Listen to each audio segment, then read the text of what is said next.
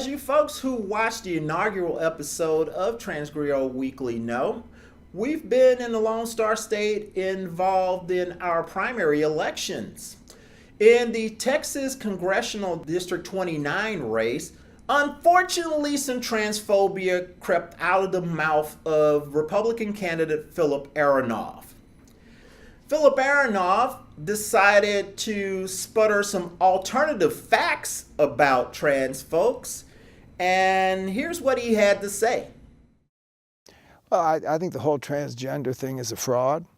I think if you're a man physically. They say that we who think global warming is a fraud don't believe in science. Well, what can be less believing in science than to believe that a man can become a woman? To say that a man can have a baby, you can identify as a man and have a baby, I find that absurd and disingenuous. I mean, how can you change like you can't?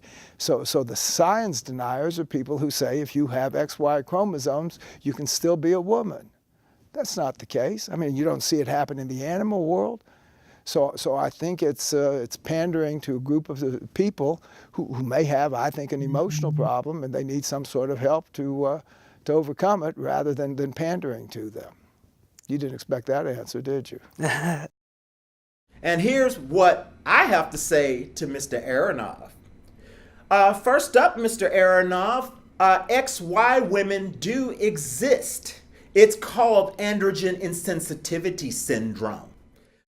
And let me also school you on another fact, Mr. Aronoff, in that in the animal world, that there are instances of animals that do switch gender in the natural animal world. Clownfish are an example of that. There are other species of animals that do change gender for various reasons.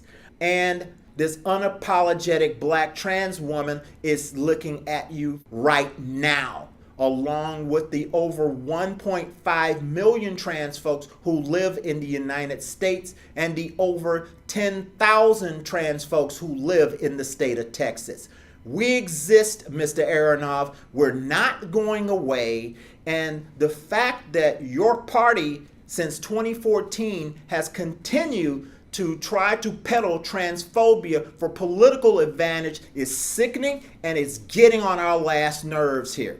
And if you think that by peddling transphobia in this race that you're going to win it, ask your friends Debbie Riddle and Gilbert Pena, who peddled transphobic legislation in the 2015 session and found themselves out of the legislature when the 2017 session started. Transphobia does not work as a political ploy, even in the state of Texas.